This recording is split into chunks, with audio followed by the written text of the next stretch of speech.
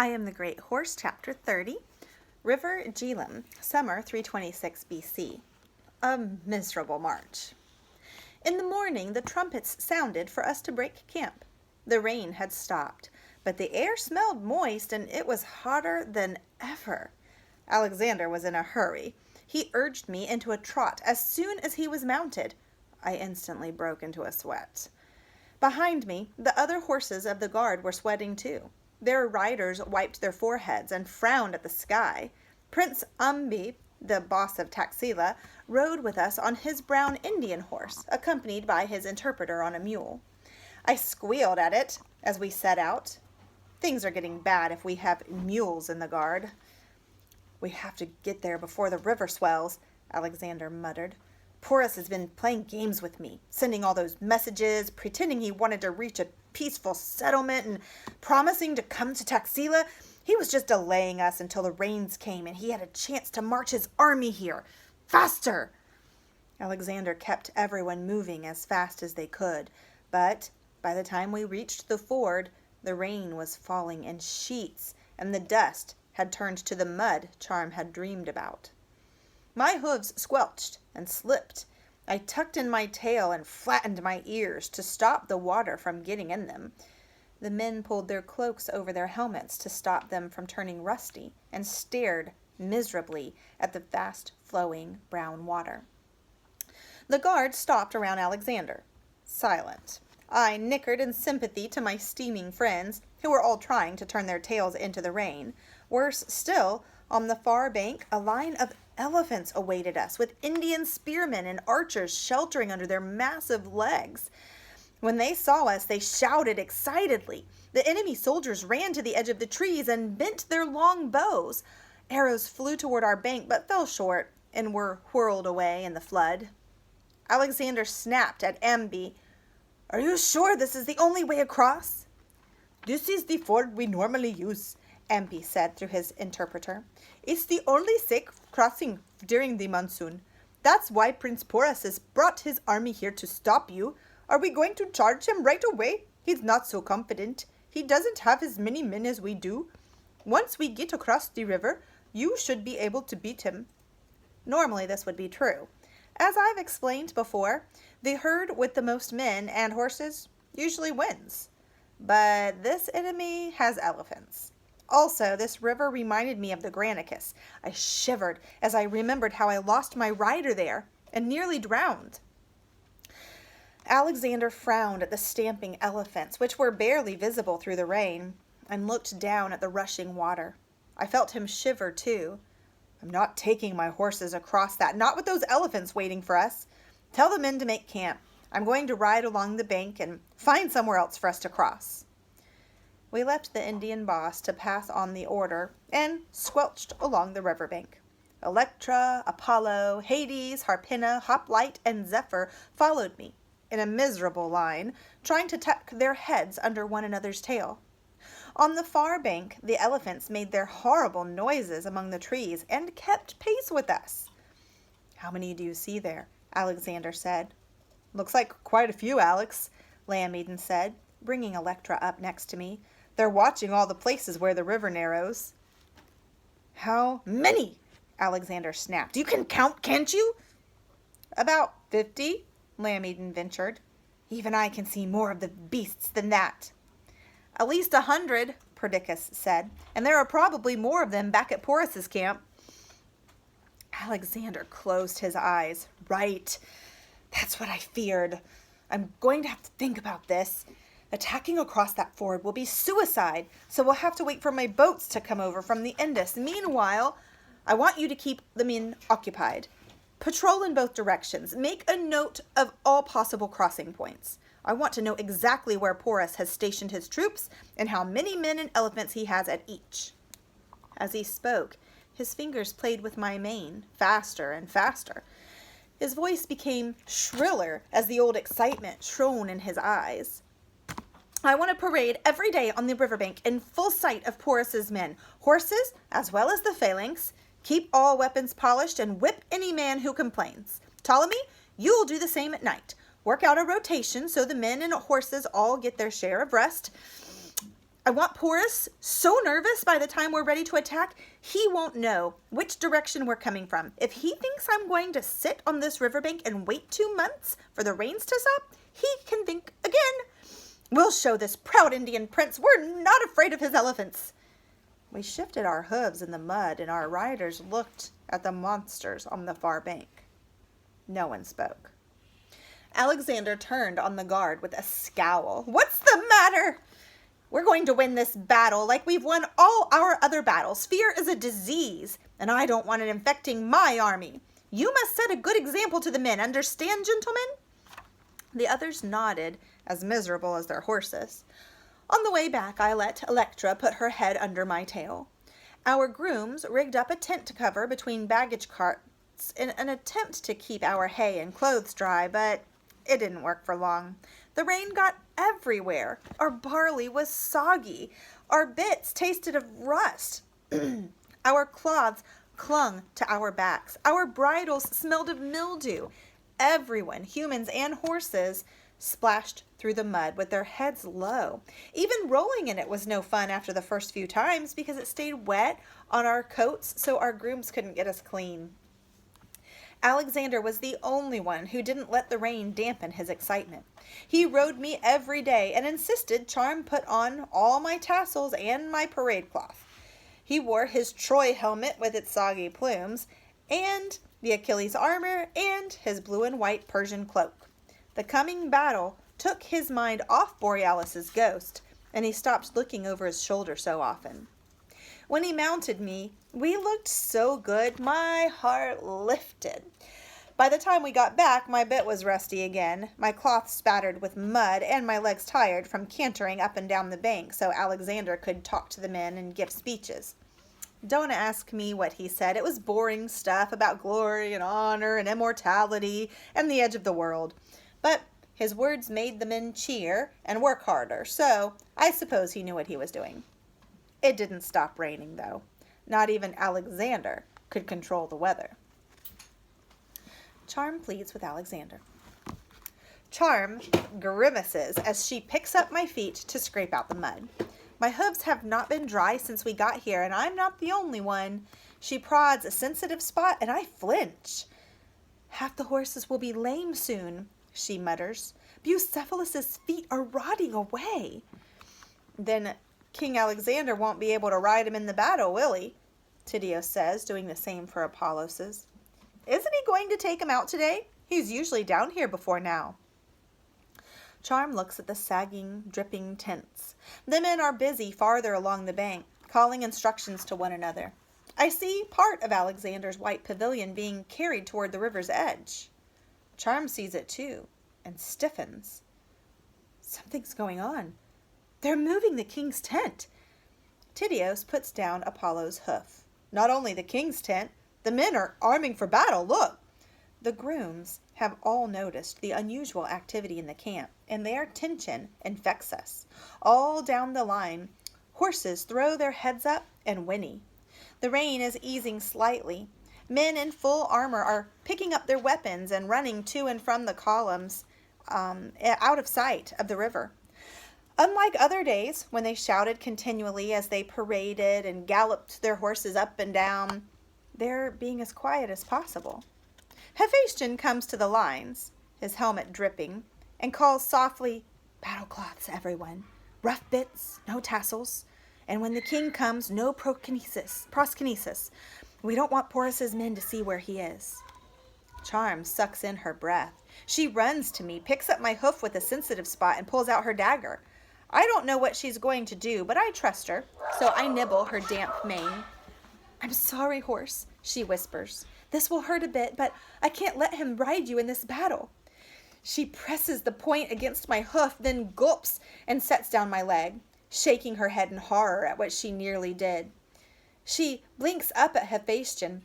"Sir, Bucephalus has a touch of foot rot from all this mud. Can't you persuade the king to ride another horse? Xanthus, perhaps?" Hephaestion makes a face. "I'm afraid not, Charmea.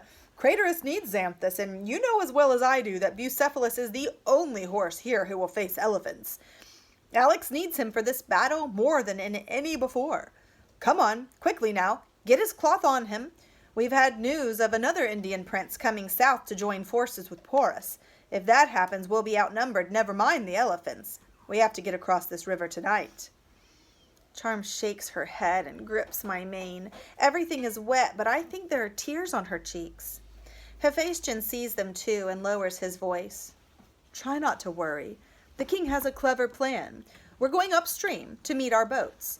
There's an island in the middle of the river there, so the channels are narrow. Porus's troops don't know we've explored that far.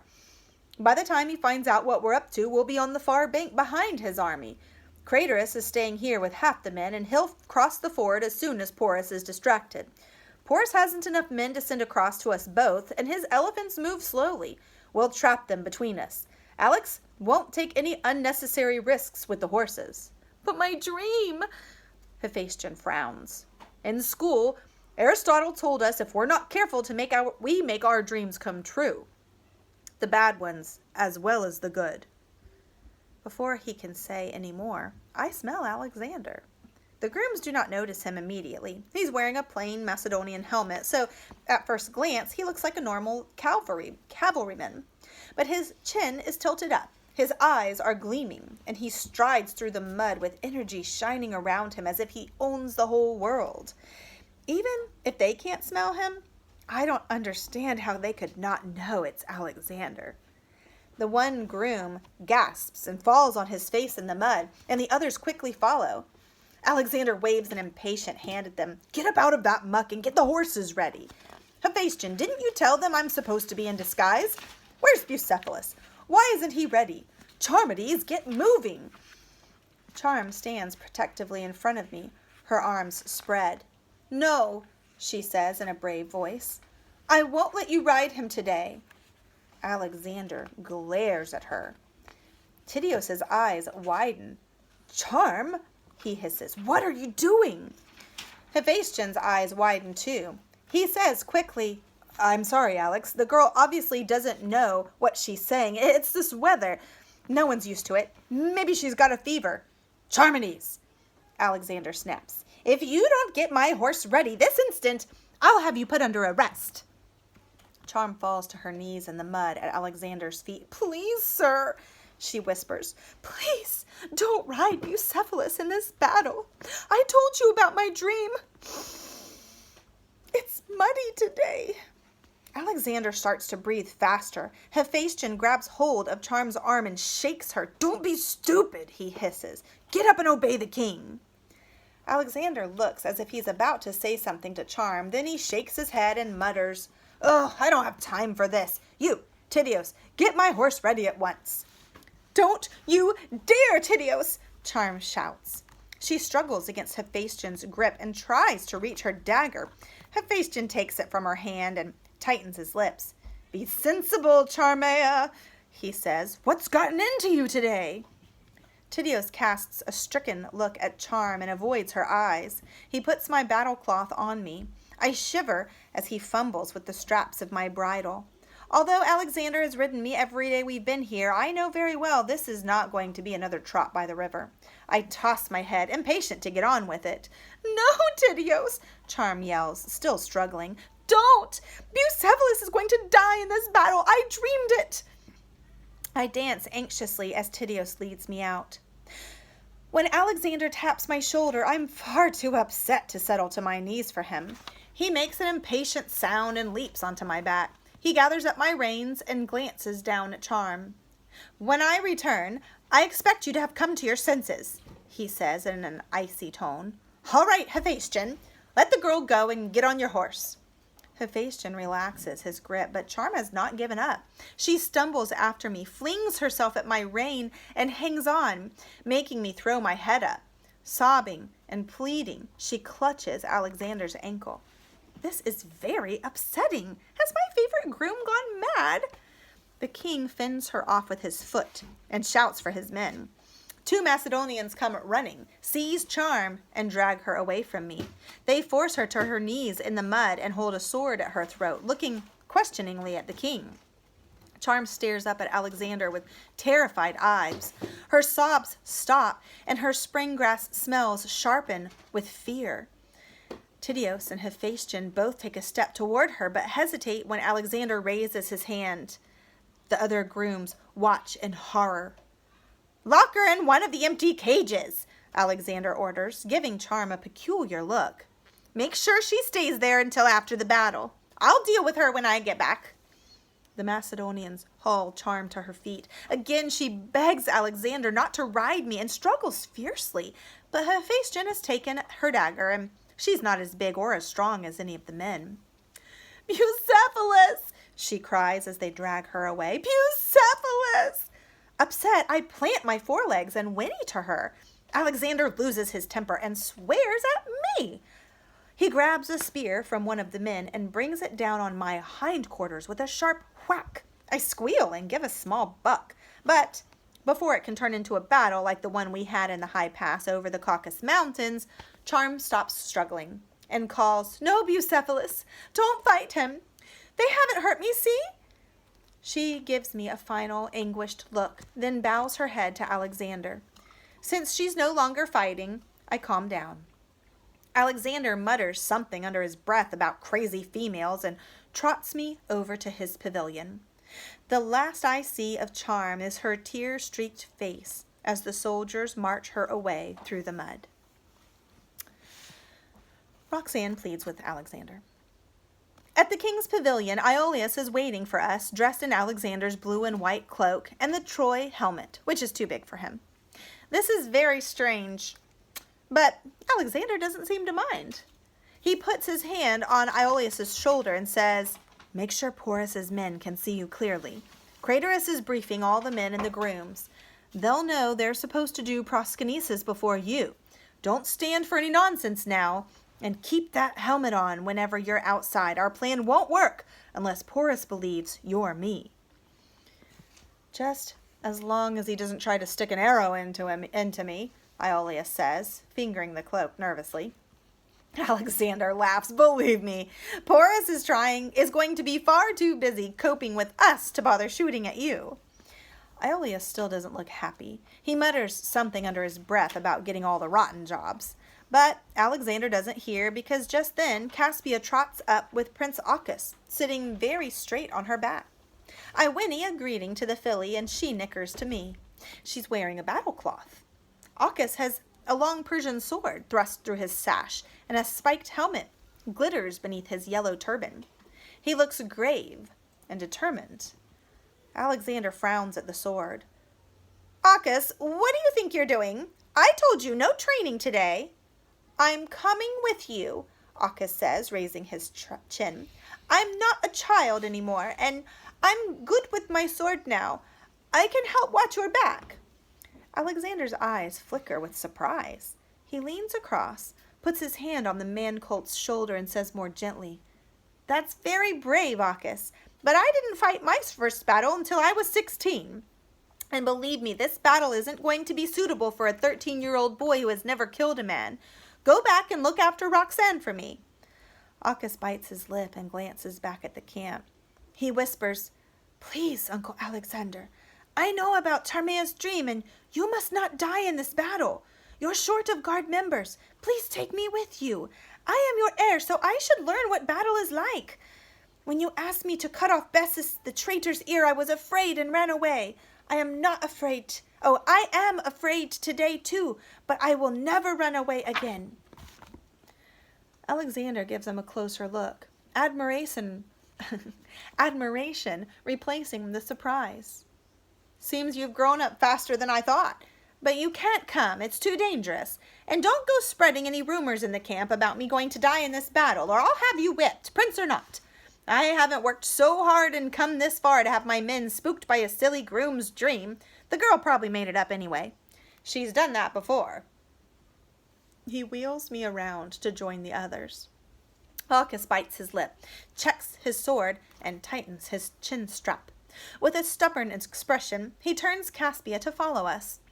But Roxanne runs across his path, the hem of her red dress dragging in the mud.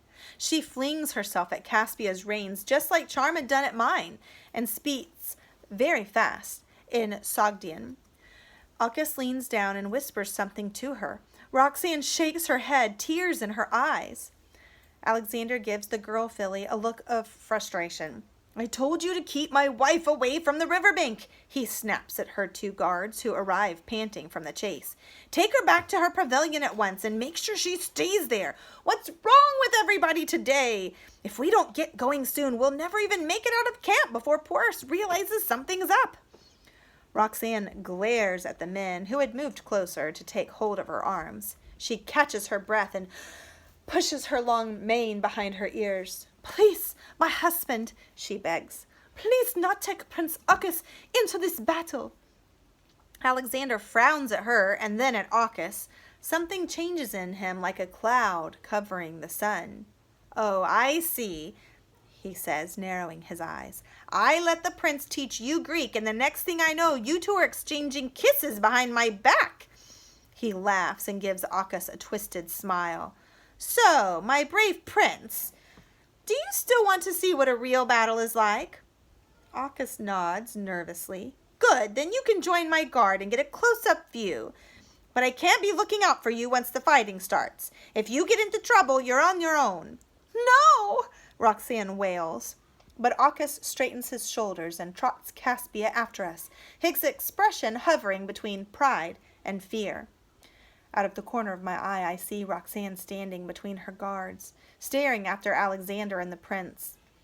She looks more terrified than when I found her hiding in my stall at Balk. Omens. We marched upstream as fast as we could.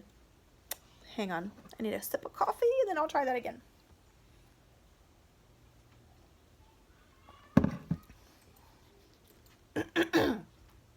me.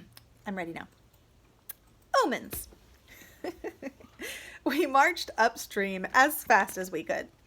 When it grew dark, Alexander passed an order back that no one was to speak, in case Porus's lookouts heard us. Only the squelch of our hooves, the creak of damp leather, and the heavy breathing of the foot soldiers could be heard above the whine of the mosquitoes. The rain stopped, and steam rose from the leaves. The air made our coats prickle. Suddenly, the sky cracked with a white flash. Several horses bolted past me, Caspia among them. I reared up in shock, but Alexander held me on a firm rein until the others pulled up and trotted back, shamefaced. The storm crashed above us, and lightning forked into the ground on all sides, leaving smoking holes. Back in our column, men shrieked. We horses smelled burnt flesh and flicked our ears uneasily. Zeus is warning us not to fight today, Peucestus whispered, staring over his shoulder. He's aiming at the pikes. It's a bad omen.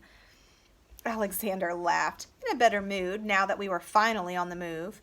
It's a good omen, gentlemen, not a bad one. Remember how the moon went out before the battle against the Persians at Gaugamela? My father, Zeus Ammon, is helping us. With all this racket going on, Porus's lookouts won't hear a thing. Take off your helmets if you're worried about Zeus striking you. He urged me into a canter. The guard tugged off their metal helmets and followed. There was no more talk of omens, good or bad, because at our faster pace, they had to concentrate on avoiding the trees.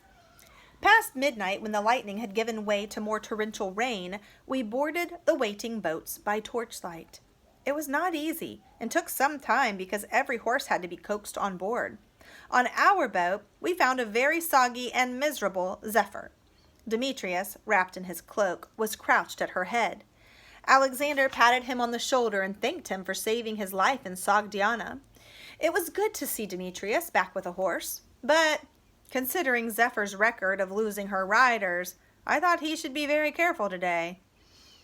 We doused the torches and used the current to take us along the shore of the island. We were so quiet, no one spotted us until the first 10 boats had cleared the headland and were heading for the far bank. Then an Indian horse appeared on the other side of the river, stared at us, and galloped off downstream with its rider yelling a warning. Somewhere in the darkness, Indian trumpets blared. Alexander gave the order to land, and our boats made for the bank in a hiss of dark water. We jumped out, thankful to have solid ground under our hooves again, even if it was mostly mud. Our riders mounted, our herds formed up, and we set off at a smart trot to find the Indians. Before I'd gone 10 strides, the ground crumbled under my hooves. I scrabbled back in terror. Alexander jerked forward on my cloth and slammed his hand against my withers. He sucked in his breath as I came to a snorting stop at the brink of a black torrent. "Zeus!" he cursed, shaking his fist at the sky. "I thought we were across. Where did that come from?" The guard stared in horror at the flood. "We're cut off, Alex!" Leonidas cried, looking up and down the bank. "We have to get the boats again." Alexander glared at the new channel, gripped my mane tightly, and dug his heels into my sides. "No time! It can't be that deep! Follow me!" First blood.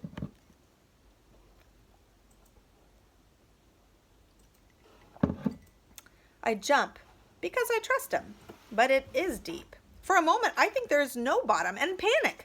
It's like the Granicus all over again. Ghosts whirl around me. Then my hoofs fill mud, and I struggle up onto higher ground. Alexander is still on my cloth. He looks pale, but it's all right because I'm strong. Caspia is among the first to follow me. The little filly's head disappears. Then she works out how to swim and reaches the higher ground beside me, with Acchus clinging to her mane. Caspia's eyes have white rings around them, but Acchus grips her reins firmly and urges her after me. After seeing us disappear, the phalanx find a shallower place farther upstream, and the men wade across chest deep, their pikes held over their heads. We scramble up the far bank and hurry inland before any more channels can open up. Alexander whirls me on the spot with his sword in the air, urging them on, and the men cheer when they see how confident he is. Then we're galloping. Behind me I hear the splashing of 20,000 hooves. The Macedonian battle cry echoes from 15,000 throats. My blood throbs. Caspia is right behind me, racing flat out. The rain glitters on Acchus's long eyelashes, and part of his turban has come unwound. His teeth are bared in excitement. My head whirls with excitement too. I forget the mud and the rain. Some enemy chariots and cavalry gallop out of the trees toward us, but they don't have as many horses as we do, and their boss is a very young Indian, not much older than Acchus. They hesitate when they see us. Alexander grins and draws his sword. We charge them without even stopping to form a line. Alexander heads me straight for the leading chariot. His blade flashes down. The man-colt inside ducks, but his driver falls out, and the first Indian ghost shimmers into the rain. As the chariot lurches past us, the man-colt drops to one knee and bends his longbow. The arrow flies at Alexander. It is a good aim, and I have to leap to avoid it. My hooves slip in the mud, and my old injury from Chaeronea gives a wrench of pain. The arrow misses Alexander, but as I land, it pierces the soft skin behind my elbow just in front of my girth. It goes in deep. Pain shoots through me, and the ghosts fleeing from the battlefield take on a strange solidarity. Then an Indian horse careers into me, and the feathered shaft of the arrow snaps off. The man-colt in the chariot abandons his bow and grabs the reins. He's heading straight for Caspia and Acchus. Alexander leans down, pulls a javelin out of the mud, and throws it at the enemy cavalryman. Then he whirls me around, his sword ready to kill the next. I don't think he realizes I'm wounded. There's too much mud on me. The enemy chariots are in trouble on the riverbank. Their wheels get stuck in the mud. Their drivers fall easily to our javelins and swords until the bank is littered with the enemy dead. Some horses are in the river, struggling in the current. Their ghosts shimmer in the rain before disappearing. Out of the corner of my good eye, I see Acchus fighting the man-colt who leads the Indian herd. Both of them look terrified but determined. Caspia lays back her little ears and bares her teeth at the Indian horses. Acchus's long Persian sword flashes, and the man-colt's ghost ripples away as his body plops face down in the mud, pooling blood. As Acchus stares down at it, another Indian gallops up behind the prince and raises his sword. Hephaestion yells a warning and gets the Indian in the neck with one of his javelins, while Acchus gallops Caspia back to us. Seeing this, the rest of the enemy flee. Alexander claps the prince on the shoulder. "Well done," he says. "I think that was one of Porus's sons." Achasis stares at all the dead bodies, leans over Caspia's shoulder, and is sick in the mud. Alexander grins, his eyes still glittering with the excitement of battle. "Don't say I didn't warn you. I was sick in my first battle too. It gets easier. Stay close to Peucestus. He'll look after you. Everyone else, form up. That was just a taste. We haven't met the elephants yet." As the others gather around me, stamping and snorting, I whinny to check that they're all right. The familiar whinnies come back. Caspia, Electra, Ptasios, Apollo, Zephyr, Harpina, Hoplite, Borealis. Borealis! My arrow wound sends a shooting pain through me, and I shiver in the rain. That is the first time I have ever heard a ghost whinny. Our last battle.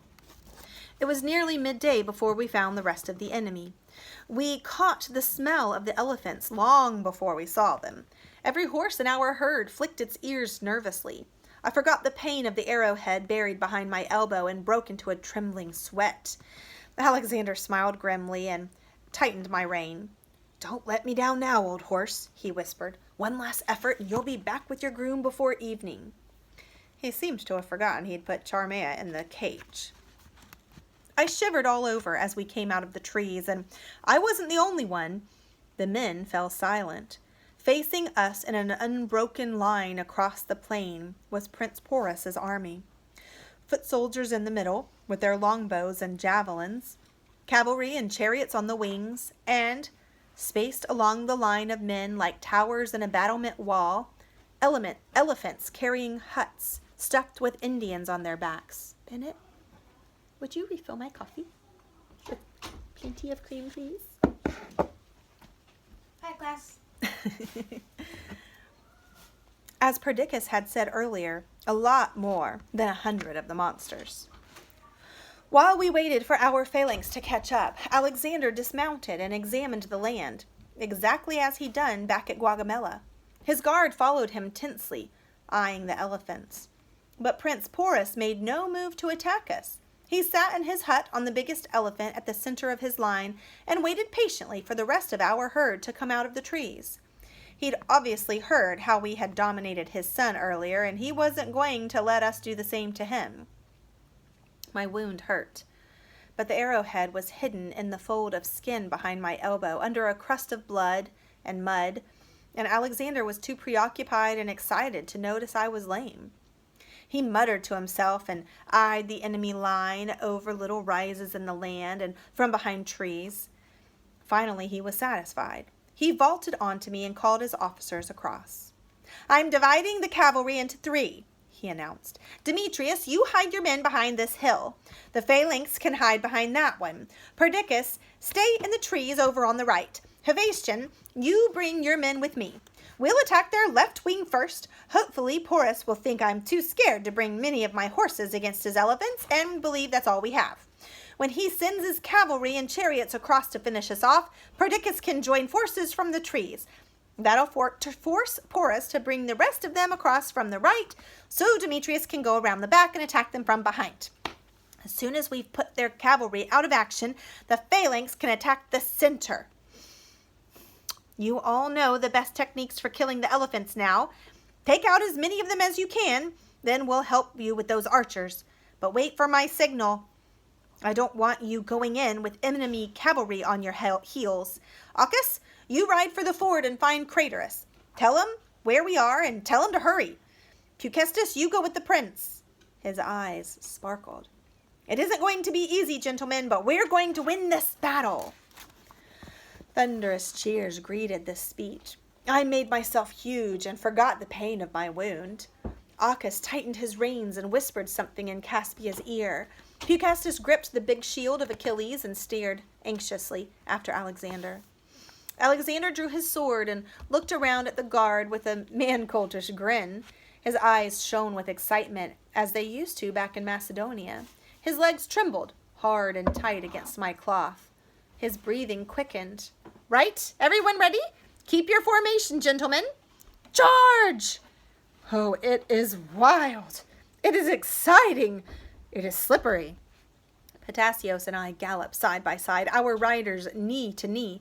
Most of the horses are wary of the elephant at the end of the line, so our charge isn't as straight as usual. But the Indian horses don't like the elephants any more than we do, so they're waiting for us well out of reach of the monsters. They hold their formation until an Indian trumpet blows. Then they charge us in a ragged, whooping herd. Our javelins hiss through the rain, and several horses and riders roll over in the mud and give up their ghosts beneath my hooves. I leap to avoid them, and Alexander's sword flashes as he dispatches more ghosts. The Indian riders grin at him. They think they're going to win because they believe they have more men than us. They haven't seen the Macedonians hiding in the trees. More enemy chariots stream toward us from the other side of the plain. Alexander waits until the last moment, winks at Hephaestion, and waves to our trumpeter. The blast sounds a bit damp, but it's loud enough because a great answering cry sounds from the trees. "Ah-la-la-la-la-la!" Brave Apollo appears at full gallop, followed by his herd, with his pale tail streaming through the storm and Perdiccas yelling on his back. The Indians whirl in alarm to face this new threat, and Alexander cuts down another enemy from behind, making another ghost. He waves his arm again as the chariots from the right wing race across to help their struggling herd, and another damp trumpet blast brings Demetrius on Zephyr with the rest of our herd splattering behind them, their faces covered in mud but grinning because the king's plan is working perfectly. But Zephyr is scared of the elephants, and the charge goes wide as the others follow the silly mare. The Indians realize they've been tricked and reform their line to bring the elephants into battle. "Where's Craterus?" Alexander yells, cutting down another of the enemy. "Watch those elephants! They're breaking out of the trap!"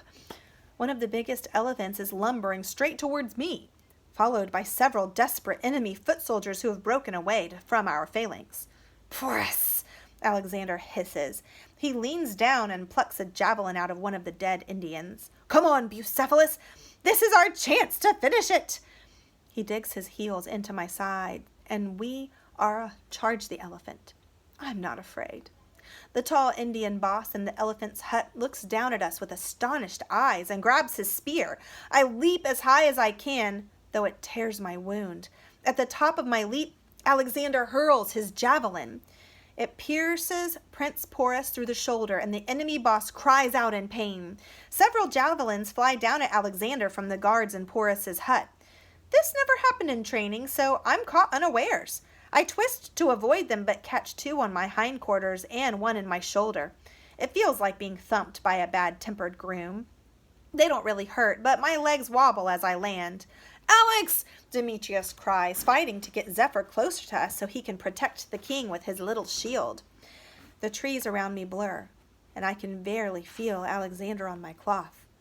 I'm aware of my friends leading a wild, brave charge against the elephants. Then Zephyr bumps into me as an Indian arrow hisses into Demetrius's thigh, knocking me off balance. Just when it looks like we're in real trouble, a trumpet sounds in the woods behind us, and Craterus comes galloping out of the trees on Xanthus, leading his herd. Our phalanx advances on the elephants with shields locked and pikes lowered.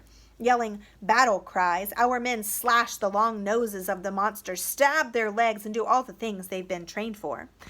One of the elephants falls with a crash that shakes the ground, and its huge ghost whistles past me, making me shiver all over. "Porus is getting away, Alex!" Demetrius shouts, pressing a hand to his wounded leg and pointing after the biggest elephant, which is lumbering off into the trees on its own. Alexander plucks out the javelin stuck in my shoulder, grips it in a determined fist, and puts his heels into my sides. I make a huge effort, but my legs are getting wobblier with each stride, and every breath hurts. I can't even see Porus's elephant through the ghosts, so we soon get left behind. At last, Alexander realizes something is wrong. The battle fever leaves him, and he pulls me up. He strokes my trembling neck. "What is it, Bucephalus?" he whispers. "What's wrong, old horse?"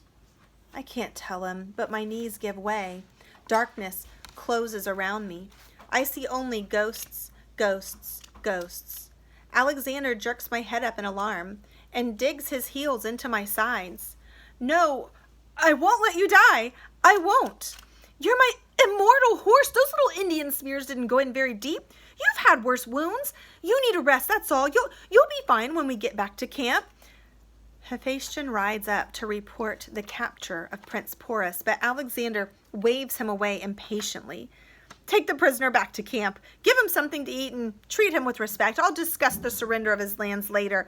I've got to see to Bucephalus. He slips off me and takes my reins over my head. I stagger after him through the piles of bodies and the mud, past the dead elephant, back down river to the ford. It is still raining. We're followed by a trail of weary, mud-spattered horses and men. On the way, we meet more of Craterus's herd, finishing off the Indians and elephants that fled the battlefield. Alexander does not stop. One hand holds my bit in a tight grip, and his other hand holds my mane, keeping my nose off the ground so I don't trip over it. When I'm not sure I can take a step farther, he whispers in my ear, and I do. When we reach the ford, Alexander clutches my withers as if he needs the support, not me. A small golden horse is lying on its side in the mud. Caspia! Hoplite stands beside her, head down, flanks heaving. Peucestus kneels nearby, covering something with the big shield of Achilles. I can see a strip of muddy yellow cloth coming out from under the rim. I can hardly raise my head far enough to check, but it looks like Prince Ochus under the shield. Peucestus leaps up when he sees the king. Alexander, I'm sorry. There was an elephant. The filly lay down and the prince's leg got trapped beneath her. One of the Indians put an arrow in him. He died bravely, poor boy, but I can't get the filly off him. I think she's dead too. Some of the men rush across and try to move Caspia, but she's heavy even if she's small. I summon the last of my strength and nick her to tell her the elephants have gone. She opens her eyes and scrambles to her feet at once. Under the shield, Ochus lies motionless. Alexander stares at the dead man-colt with a peculiar expression. Don't just stand there, he snaps. Take the prince's body back to camp and someone let my groom out of her cage. Bucephalus needs her.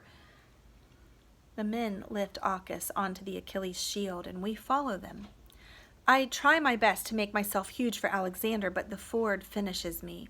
Long before we reach the horse lines, my legs give way, and I lie down in the mud. It is strange, but there's no pain anymore.